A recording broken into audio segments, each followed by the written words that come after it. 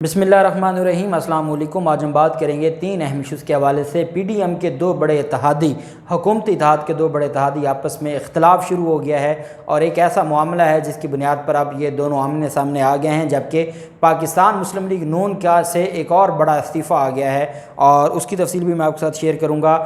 پی پی 139 میں ضمنی الیکشن ہونے جا رہا ہے، اور مسلم لیگ نون، اور یہ لاہور کے ساتھ لگتا ایک حلقہ ہے، اور شیخوپورہ میں آتا ہے، لیکن یہ لاہور کے بالکل قریبی حلقہ ہے۔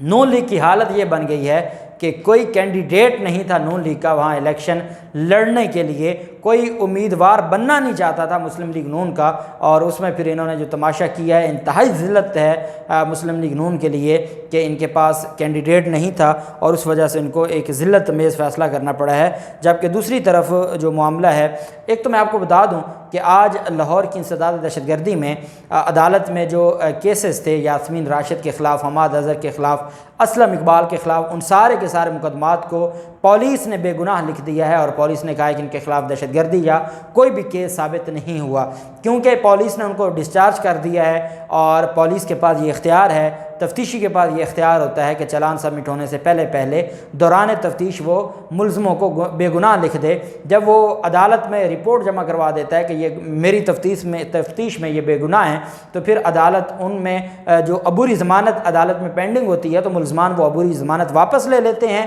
اور پھر آگے معاملہ چلتا ہے، اور کیس ختم ہو جاتا ہے، عبوری ضمانت واپس ہو جاتی ہے، اور وہ باعزت بری ہو جاتے ہیں۔ تو پاکستان تحریک انصاف کی جو قیادت ہے، جو پاکستان تحریک انصاف کی قیادت کے خلاف جھوٹے مقدمات بنائے گئے تھے، اس میں پاکستان تحریک انصاف کو بڑی کامیابی ملی ہے، اور پاکستان تحریک انصاف کو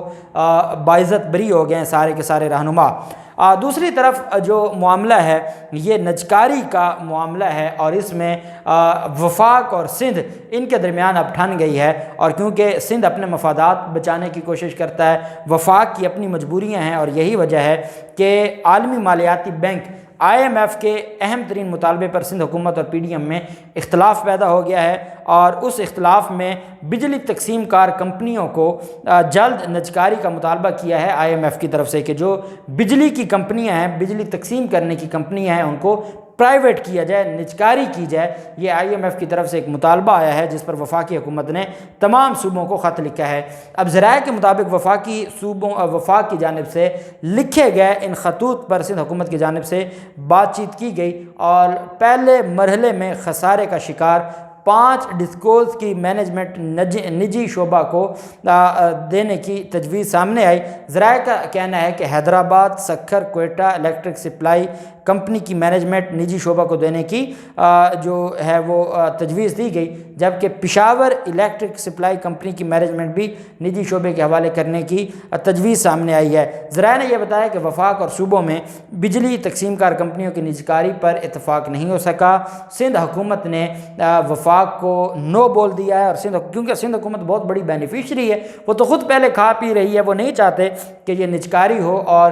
جو اصل مالکان ہیں وہ اس کو سنبھالیں۔ اور دوسری طرف جو بلوچستان اور خیبر پختونخوا ہے اور پنجاب ہے، وہ پہلے اس معاملے کے خلاف ہیں، اور وہ نہیں چاہتے کہ IMF کی ہر جائز ناجائز شرط کو یہ امپورٹڈ حکومت مانے۔ صرف ڈالرز لینے کے لیے یہ کسی حد تک بھی چلے جائیں، اور جو فرمائشیں کی جائیں وہ فرمائشیں آج پاکستان تحریک انصاف کی طرف سے بھی ایک بڑی بات کی گئی ہے۔ پاکستان تحریک انصاف نے یہ کہا ہے کہ آپ کی طرف سے جو معاملہ ہے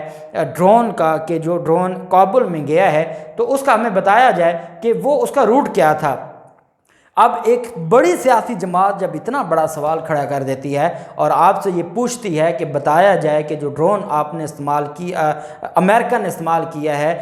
کابل پر حملہ کرنے کے لیے، جو ایک دہشت گرد کو، القاعدہ رہنما کو مارنے کے لیے، تو اس کا روٹ کیا تھا، یہ پوچھا گیا ہے پاکستان تحریک انصاف کی طرف سے۔ تو جب یہ سارے معاملات ہوں، اور آپ اس حد تک کسی کی غلامی کریں، تو پھر تو آپ کو ڈالر ویسے ہی ملنے چاہیے، اور ڈالر کا ریٹ بھی آپ جانتے ہیں کہ انہیں 2-3 دنوں میں بڑا بہتر ہوا ہے۔ تو پھر سوالات اٹھتے ہیں، اور یہ لوگ پوچھ رہے ہیں کہ پھر بتایا جائے کہ آپ اگر صرف آپ نے IMF کی شرائط ماننی ہے، تو کیا وہ اپنے مفادات کے لیے ماننی ہے، یا واقعی ان کی طرف سے شرائط نہیں؟ کیونکہ جو ان کی شرائط ہم مان چکے ہیں، اس کے بعد تو ان کو کوئی شرط رکھنی نہیں چاہیے۔ اور یہ جو چیزیں، یہ بڑی بدقسمتی ہے، لیکن کیا کہہ سکتے ہیں، ایک نظام ہے، اور اب جو لوگ ان کو لائے ہیں وہ اس معاملے کو خود دیکھیں، اور اس معاملے معاملے کے اوپر عوام میں گہری تشویش پائی جاتی ہے اور عوام کو اس کا جواب ملنا چاہیے۔ جبکہ دوسری طرف جلیل شرک پوری آپ جانتے ہیں پاکستان مسلم لیگ نون کے ایم پی اے تھے، اور وہ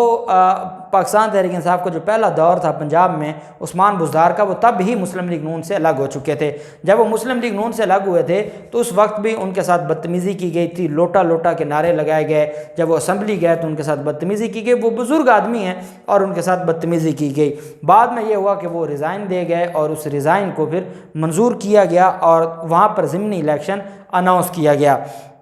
پاکستان تحریک انصاف کے امیدوار ہیں جلیل شرک پوری کے بیٹے، اور وہ پاکستان تحریک انصاف کی طرف سے وہاں پہ الیکشن لڑ رہے ہیں، جبکہ مسلم لیگ نون کو کوئی امیدوار ہی نہیں ملا کہ وہ وہاں پر الیکشن لڑیں۔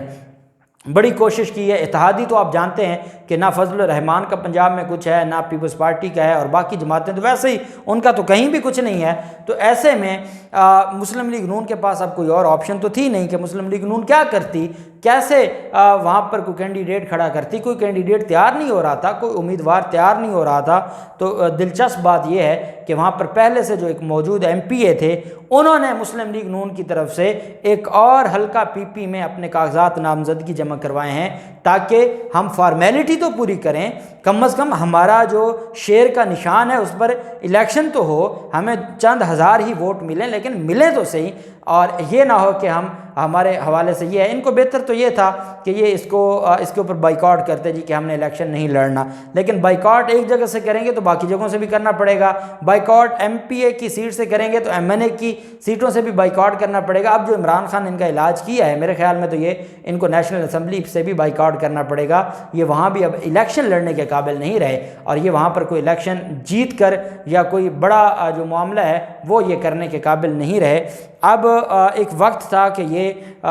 گڑھ مانا جاتا تھا پاکستان مسلم لیگ نون کا، یہ جو علاقے تھے شیخو پورہ ڈسٹرکٹ ہے، لاہور ہے، گجرانوالہ ہے، سیال کوٹ ہے، اور یہ شیخو پورہ کا حلقہ پی پی 139 ہے جہاں پر پاکستان مسلم لیگ نون کو کوئی امیدوار ہی نہیں ملا۔ اس سے بڑھ کر اور ذلت کیا ہو سکتی ہے، اور اس سے بڑھ کر ان کے لیے اور باقی چیزیں تو پھر ختم ہو جاتی ہیں۔ پھر ایک معاملہ تھا الیکشن کمیشن کی بدنیتی کا۔ آپ جانتے ہیں کہ الیکشن کمیشن کا جو معاملہ ہے اس کی بدنیتی پہ اوپر جتنی بات کریں کم ہے، جتنی بات کریں وہ کم ہے۔ اور جب حمزہ شہباز اور پرویز الہی کا یہ مقابلہ 22 جولائی کو ہونے جا رہا تھا تو ایک پاکستان مسلم لیگ نون کے، اور یہ بھی انہی لوگوں میں شامل ہیں جنہوں نے 2018 کے بعد ہی جن کے اختلافات ہو گئے تھے پاکستان مسلم لیگ نون کے ساتھ، اور یہ تب سے ہی باغی تھے اور عثمان بزدار کے ساتھ یہ اٹھتے بیٹھتے تھے۔ اب ہوا یہ کہ انہوں نے ریزائن کر دیا، اور اس ریزائن کو چیف الیکشن کمشنر نے یہ کہہ کر رد کر دیا کہ اس کے اوپر ہم ابھی دیکھیں گے اپریل کا یہ ریزائن ہے تو اتنے عرصے بعد کیوں دیا گیا ہے اور اتنے عرصے بعد الیکشن کمیشن کے پاس کیوں آیا ہے، ہم اس کی تحقیق کریں گے۔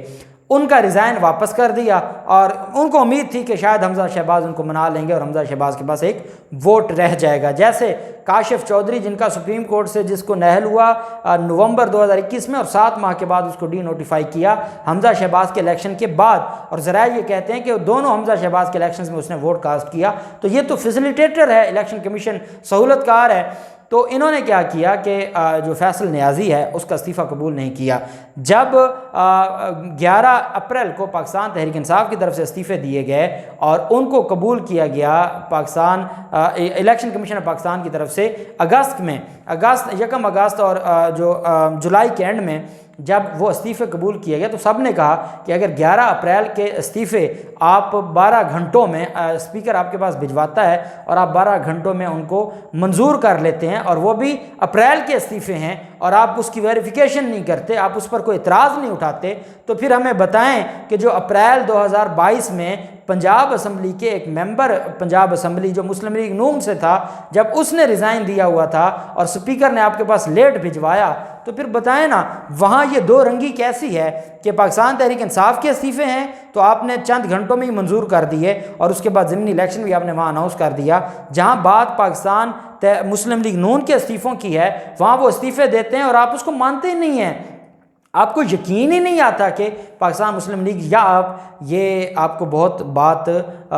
گراں گزرتی ہے اور آپ نہیں سننا چاہتے کہ کسی نے پاکستان مسلم لیگ نون سے استعفیٰ دیا، نہیں، یہ آپ سننا نہیں چاہتے۔ کیوں نہیں سننا چاہتے؟ کیونکہ آپ کو پتہ ہے کہ ایک ایک ممبر کی ضرورت ہے، اور پاکستان مسلم لیگ نون، اگر پاکستان مسلم لیگ نون کے بعد یہ لوگ نہیں ہوں گے تو پاکستان مسلم لیگ نون کہا جائے گی۔ وہ تو ہمیشہ سے ہی خرید و فروخت کر کے، چھانگا مانگا سیاست کر کے، سندھ ہاؤس سیاست کر کے، اواری ہوٹل سیاست کر کے، وہ اپنے میریٹ ہوٹل کر کے وہ اپنی سیاست بچاتے ہیں۔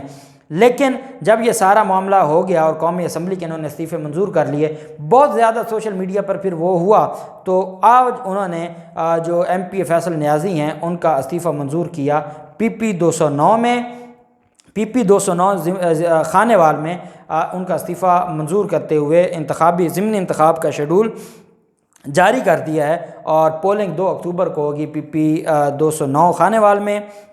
الیکشن کمیشن امیدواروں سے کاغذات نامزدگی 15 سے 17 اگست تک جمع کرائے جا سکیں گے، اور ان کو جو انتخابی نشانات ہیں وہ الاٹ کیے جائیں گے 1 ستمبر کو۔ میں تو یہ سمجھتا ہوں کہ الیکشن کمیشن اتنا جو یا بے بس ہے یا بدنیت ہے کہ آئے روز اس کے خلاف جو چیزیں ہیں وہ سامنے آ رہی ہیں اور وہ ڈیٹ ہو کر بیٹھا ہے، تو یہ ویسے ہی جائے گا جیسے نواز شریف کو کہا جاتا تھا کہ اب چلے جائیں، وہ نہیں جاتا تھا، اور پھر جب اس کو اگلوں نے بھیجا تو وہ کہتا تھا مجھے کیوں نکالا۔ تو یہ سکندر سلطان راجہ اور اس کے لوگ بھی پوچھا کریں گے کہ ہمیں کیوں نکالا، اور یہ آئین اور قانون کے مطابق نکالے جائیں گے۔ اللہ پاک پاکستان کا حامی و ناصر ہو۔ بہت شکریہ۔ اللہ حافظ۔ پاکستان زندہ باد۔